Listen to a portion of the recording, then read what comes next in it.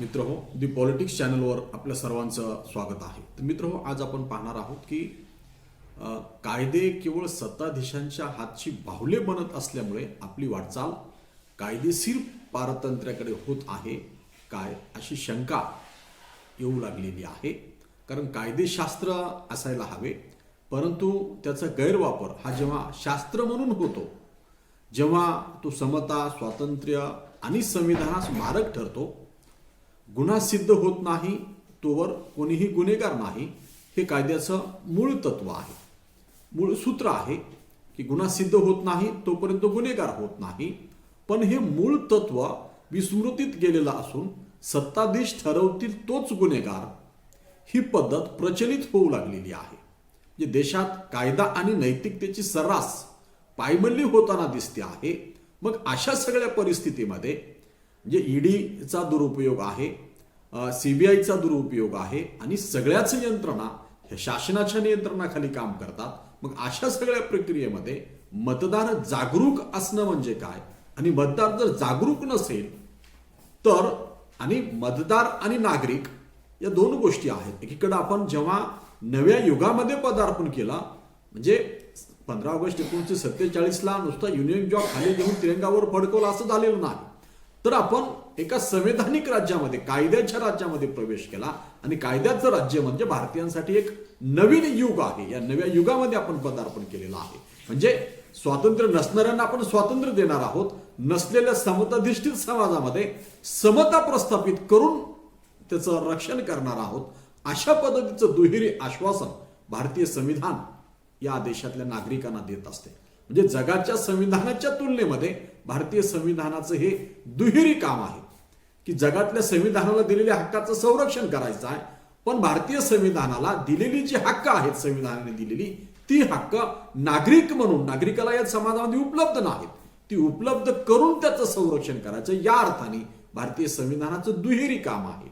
मग हे काम संविधान करते म्हणजे कोण करते, तर या देशातला नागरिक नुसतं मतदान करतो आणि आपले उमेदवार निवडून देतो आणि विधिमंडळ, संसद निर्माण होते, ते कायदे निर्माण करते, यावर चालत नसते. आणि त्या कायद्याची अंमलबजावणी कार्यकारी मंडळ करते. म्हणजे नोकरशाही आणि कार्यकारी मंडळ ही त्याची अंमलबजावणी करते. ही सगळी लोकनियुक्त असतात. तर न्यायमंडळ हे निर्वाचित असते. आणि ते हे सगळं जे चालू आहे यामध्ये जर व्यक्तीचे स्वातंत्र्याचे हक्क हिरावले गेले तर त्यासाठी त्यामध्ये दाद मागण्याचा हक्क सुद्धा आपल्याला दिलेला आहे. आणि हे सगळे हक्क जे काय आहेत, तर ही एकाच वेळी नुसतं मतदान करायचा हक्क देत नाहीत, तर मतदान केल्यानंतर तो नागरिक होण्याचा सुद्धा हक्क देतात. नागरिकाला जागरूकपणे ह्याशी सगळी लोकशाहीचे चारही स्तंभ व्यवस्थितपणे काम करतात की नाही हे तपासून पाहावं लागत असते. पण जेव्हा ही तपासणी होत नाही, हे तपासण्यामध्ये नागरिक असमर्थ ठरतात, तेव्हा आपण पाहतो की कायद्यांनी, म्हणजे कायद्याचं जे तत्व आहे किंवा कायद्याचं जे शास्त्र असायला हवं, परंतु त्याचा गैरवापर जेव्हा शास्त्र म्हणून होतो तेव्हा समानता, स्वातंत्र्य आणि संविधानास तो मारक ठरत असतो. गुन्हा सिद्ध होत नाही तोवर कुणी गुन्हेगार नाही, हे कायद्याचं मूळ तत्व आहे. पण ते विस्मृतीमध्ये जाऊन सत्ताधारी ठरवतील तेच गुन्हेगार ही पद्धती प्रचलित होऊ लागते. आणि ही होऊ लागलेली आहे. देशात कायदा आणि नैतिकतेची सर्रास पायमल्ली व्हायला लागलेली आहे. मग जर पैशाचा हिशोब नागरिकाला द्यावा लागत असेल तर प्रत्येक पक्षाला सुद्धा त्या पैशाकडे आलेली जी फंडिंग आहे ती कुठून आली, कशा पद्धतीने आली, तिचे सोर्सेस काय आहेत, ह्या सगळ्या गोष्टीचा उहापोह करावा लागतो. पण तो केला जात नाही. आणि मग एखादा पक्ष जगातला सर्वात श्रीमंत, सर्वात गर्भश्रीमंत पक्ष ठरतो आणि बाकीचे पक्ष त्या तुलनेमध्ये कमी ठरतात. मग अशा वेळेस निवडणुकांमध्ये निकाल हे पाहावे लागत नाहीत, ते आपोआप लागतात. आणि मग अशा सगळ्या परिस्थितीमध्ये निवडणुकीला आता उमेदवाराची पात्रता ही कागदोपत्री आपल्याला लोकशाही दिसते आहे. शेवटचा माणूस सुद्धा पंतप्रधान होऊ शकतो, ही आपली घटना सांगते आहे. 1 मॅन 1 व्हॅल्यू 1 वोट हे तत्व नुसतं तत्वतः राहिलेलं आहे. प्रत्यक्षामध्ये आपण पाहतो आहोत की मतदार हा पैसे घेतल्याशिवाय मतदान करत नाही. अलीकडे आपल्या निष्कर्ष ही आलेली आहेत. मतदानाला का जात नाही तर आमच्याकडे अद्याप कोणीही आलेलं नाही. किंवा पूर्वी इकडं तिकडं जमवलेला पैसा शैक्षणिक संस्थांमधून कारखान्यांमधून तो टिकवण्यासाठी म्हणून लोक राजकारणात जायची, पण आता राजकारणामध्ये कोट्यवधी रुपयाचा निधी वाटप केला जातो मतदाराला. जे काही आंध्र प्रदेशमधल्या निवडणुकांमध्ये काही निवडणुकांमध्ये हे निष्कर्ष मीडियावर नोंदवले गेली की अशा पद्धतीने पैसे वाटप केली जातात. 11 ग्रामची अंगठी देऊन मतदाराला मतदान घेतल्या जाते. लोकांना गाड्यांमध्ये भरून मेळाव्यांना आंदोलनाला जेव्हा आणल्या जाते तेव्हा त्या लोकांना नुसतंच खायची जायची व्यवस्था नाही, तर त्यांना त्यांची मजुरी दिली जाते. तेवढीच नाही तर एक दिवस सुद्धा ते पक्षाची ओढणी अंगावर घालत असतील तर त्यासाठी सुद्धा वेगळे पैसे मोजले जातात. म्हणजे अशा पद्धतीने जो व्यक्ती एका आमदारकीला 50 कोटी रुपये खर्च करू शकतो अशाच उमेदवाराला उमेदवारी पक्षाकडून दिली जाते. मग अशा पद्धतीने जर लोकशाही वाटचाल करत असेल तर ही लोकशाही आहे का भांडवलदारांची लोकशाही आहे, ही अभिजनशाही आहे, याचा आपल्याला शोध घ्यावा लागतो.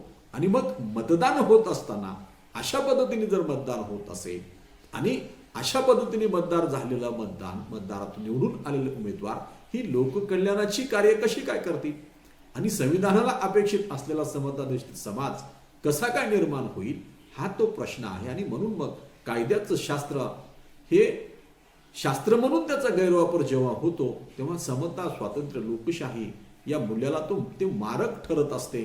आणि हे मारक ठरणं अतिशय घातक आहे. आणि म्हणून आपण हे लक्षात घेतलं पाहिजे की अलीकडं सरकार विरुद्ध नागरिक असं चित्र आपल्याला पाहायलाच मिळत नाही. असं का होते तर प्रत्येक जण आपण विरुद्ध ते अशा पद्धतीने वागायला लागतात. म्हणजे आंदोलन ज्यांचं आहे ती जमात किंवा तो व्यक्ती तो समाज विरुद्ध सत्तेच्या समर्थनात असणारा समाज या दोघांमध्ये संघर्ष लागतो आणि सरकार विरुद्ध नागरिक असं ते होत नाही.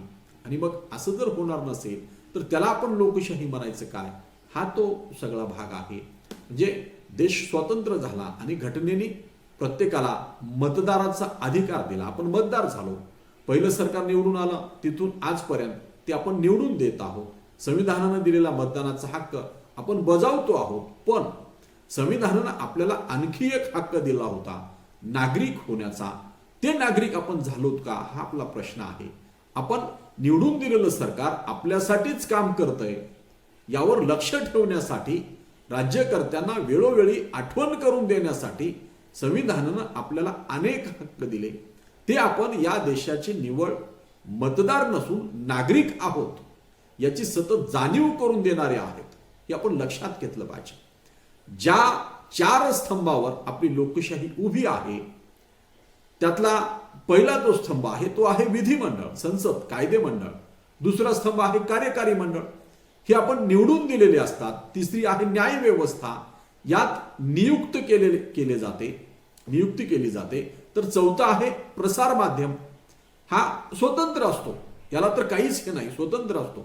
नागरिक म्हणून आपल्या गरजांकडे आधी हे लोकनियुक्त सरकार बघतात. नोकरशाहीच्या मदतीने कार्यपालिका त्याची अंमलबजावणी करते, केलेल्या कायद्यांची, लोककल्याणकारी कायद्यांची, लोककल्याणकारी योजनांची अंमलबजावणी करत असते. आणि जर ती त्यात कमी पडली तर त्या संदर्भात दाद मागण्यासाठी न्याय व्यवस्था आहे. आणि त्यात सुद्धा हे झालं नाही तर प्रसार माध्यम त्याची दखल घेऊन या सर्व यंत्रणांवर दबाव आणत असतात. ह्या सर्व यंत्रणा आपापल्या ठिकाणी संविधानाच्या चौकटीमध्ये काम करतात का नाही हे तपासून पाहत असतात. थोडक्यात हे तपासून पाहत आहेत का नाही यावर नियंत्रण ठेवण्याचं काम प्रसार माध्यम करत असतात. थोडक्यात आपण आपल्या मतदानाचा हक्क बजावू नंतर गाफील राहू शकत नाही. मतदानाचा हक्क बजावलाय, मतदान केलंय आणि संपलं असं होत नाही.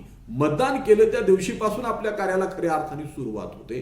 तुम्ही नागरिक जर असाल तर नागरिकाला आपण ज्यांच्यावर जी जबाबदारी दिलेली आहे ते आपलं काम नीटपणे करत आहेत का नाही, ते एक सतर्क नागरिक होऊन, हे सगळं एक सतर्क नागरिक होऊन आपण आपलं कर्तव्य आहे की ते पाहिलं पाहिजे की हे योग्यपणे करत आहेत का नाही ते बजावण्यासाठी आणि या 4ही स्तंभावर अंकुश ठेवण्यासाठी संविधानानं आपल्याला दिलेलं सर्वात प्रभावी अस्त्र म्हणजे आंदोलनाचा आहे.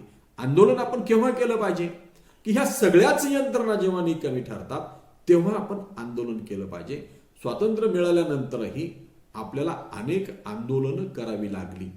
मग त्याच्यामध्ये चिपको आंदोलन आहे, आसामच्या विद्यार्थ्यांचं आसाम आंदोलन आहे, NRC म्हणजे घुसखोर बांगलादेशातून येत आहेत आणि आमचं नागरिकत्व धोक्यात येईल म्हणून त्या विद्यार्थ्यांनी केलेलं आंदोलन आहे, संयुक्त महाराष्ट्राचं आंदोलन आहे, मराठी भाषिकांचं एक राज्य निर्माण झालं पाहिजे म्हणून ते आंदोलन आपण चालवलेलं होतं, मुंबई मिल मजुरांचं आंदोलन आहे, मेधाताई पाटकरांनी केलेलं नर्मदा बचाव आंदोलन आहे. ही सगळी आंदोलनं जागरूक नागरिक जेव्हा ह्या चारही आधारस्तंभ योग्य पद्धतीने काम करत नाहीत आणि कायद्याचं शास्त्र हे त्याचा गैरवापर करण्यासाठी वापरलं जाते तेव्हा संविधानाची कुठलीही मूल्य प्रत्यक्ष कृतीमध्ये येत नाहीत. आणि म्हणून आपण हे लक्षात घेतलं पाहिजे की लोकशाहीमध्ये जागरूक नागरिक आणि नागरिकाचं नागरिक असणं हे अत्यंत महत्वाचं आहे. तो जर सतर्क होऊन म्हणजे आपण नुसतं मतदानाचा हक्क बजावला आणि नंतर गाफील राहू लागलो तर या सगळ्या गोष्टी होणारच. आणि म्हणून त्यावर ज्यांच्यावर आपण ही जबाबदारी सोपवलेली आहे ते आपलं काम नीट करत आहेत की नाही हे एक सतर्क नागरिक होऊन पाहणं आपलं कर्तव्य आहे. हे बजावण्यासाठी आणि या चारही स्तंभावर अंकुश ठेवण्यासाठी संविधानानं आपल्याला दिलेलं सर्वात प्रभावी अस्त्र आहे. आणि म्हणून या अस्त्राचा वापर करण्याची क्षमता आपल्यामध्ये निर्माण झाली पाहिजे. असा नागरिक जर निर्माण झाला नाही तर ही लोकशाही नुसतीच कागदावर राहील, संविधानापुरती राहील आणि प्रत्यक्षामध्ये आपण आज जे अनुभवतो आहोत समाज झुंडीमध्ये विभागला जाईल.